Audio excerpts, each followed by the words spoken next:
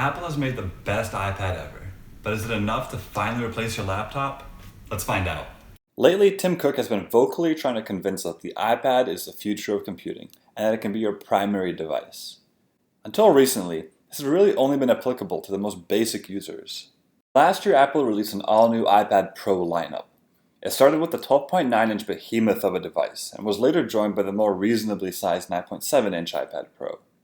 In order to distinguish themselves as Pro devices, these iPads had superior displays, superior performance, superior audio, cameras, everything. They even had an extra connector on the side dubbed the Smart Connector to wirelessly connect peripherals, namely the Smart Keyboard. And of course, they had Apple Pencil support for precise input when it came to drawing or creating content. They wanted to show everyone that they meant business when it came to creating an iPad that could replace your laptop. This year, these devices got a spec bump, making already overpowered devices even more overpowered.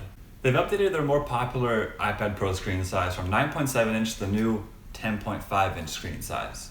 A modest 20% increase in size, and it still maintains the same 1-pound weight. Why, you may ask? It's a good question.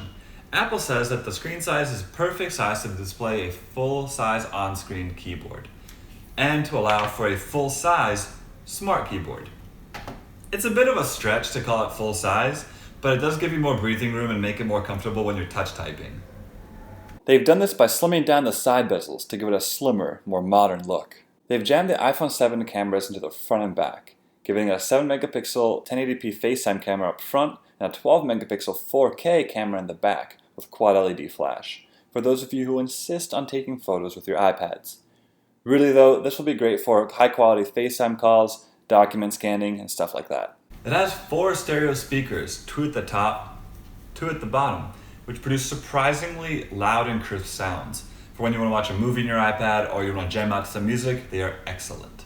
It also has an all-new A10X Fusion chip in it, with 3 high-powered cores for when you're editing 4K video or playing high-intensity games. It also has 3 high-efficiency cores when you're just lounging around on Reddit.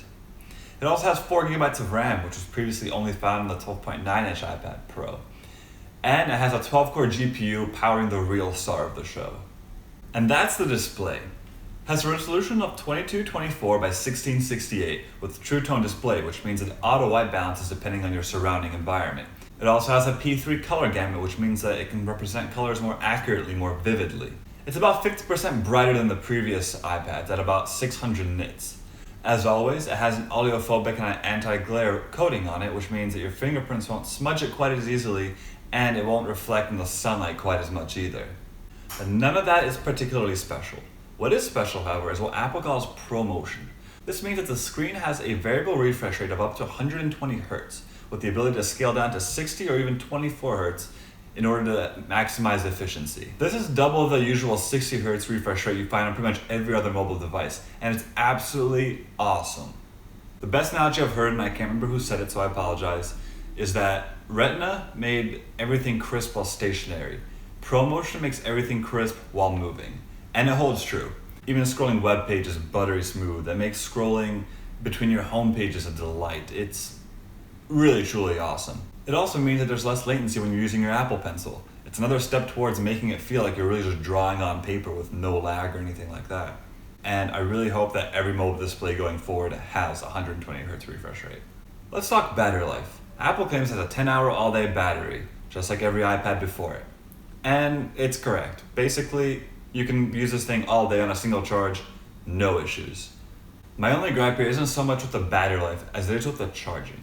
You see, every iPad Pro comes with the same 12-watt charger, but the batteries now are about twice as large as they were before, so that means they take twice as long to charge. Well, Apple has a solution. They've enabled fast charging with the Lightning to USB-C cable. That's awesome, but guess what? You have to spend another $25 for the cable, another $50 for the charger. That means you spend another $80 on top of the $650 you already spent for the iPad. I kind of wish it was included and they would just ditch the 12-watt charger. So we established this iPad is a beautiful powerhouse. Simple, elegant design, nice and lightweight, all the power you could possibly need. It's the best iPad they've ever made. But can it finally be the only device you need? Almost. Almost, Apple. As it ships today with iOS 10.3.2, it's still an overpowered device hindered by its software. Sure, there are applications like iMovie, Udesk, Affinity, etc. that can push the hardware to its limits, but that's not what people are looking for when it comes to their primary device. They need ease of use and a fluid workflow, something that's just never been there with iOS on the iPad. Any seemingly normal task just takes way too long to do on an iPad, and it's constantly interrupted by changing applications or even just answering a quick message or something like that. Luckily, it seems that Apple has noticed this as well. They've updated iOS 11 on the iPad to show that they really stand behind their statement that this is going to be your only device.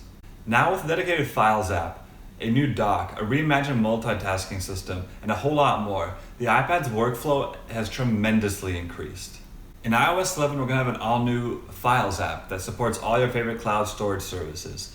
This means that gone are the days where you have to scour through 3 different PDF viewers just to find out where you saved that damn document Phil sent you last week. All your documents are going to be easily accessible through the Files app, and you can just open them with whichever application supports that file. We're also getting a whole new dock that's similar to the one in macOS, with no limit on the amount of apps you can have in it, and you can drag it up at any point. The multitasking has also been completely reimagined. It's much more powerful and much easier to flow between your work. Drag and drop, one of the oldest functions that we know of when it comes to using a computer, is now on the iPad. And it supports multi-touch. So now you can tap multiple things with your fingers and then open up a new application with your other fingers and drag it across applications. It's really awesome. It's a great way to actually make the iPad useful for your work. Basically, iOS 11 has gotten a big bucket of upgrades, and it makes it for a whole new experience on your iPad. But none of that is here yet. Developer betas have been released, and Apple has promised us the full version of iOS 11 in the fall. So should you buy this iPad right now? Well, let's take a look at cost. It starts at $649 for the 64GB Wi-Fi only option. You can upgrade your storage to 256 or 512 gigabytes, and you can add LTE to any of these models as well. If you're serious about this being your main computer, then you're probably going to want to get the 256GB option, and you're going to want to get a keyboard as well, and that's another $159. So with all this said, there are 3 categories that I think will consider this iPad. 1. Money's not a concern, and you want the latest and greatest, in which case, you're probably going to buy this anyways. 2.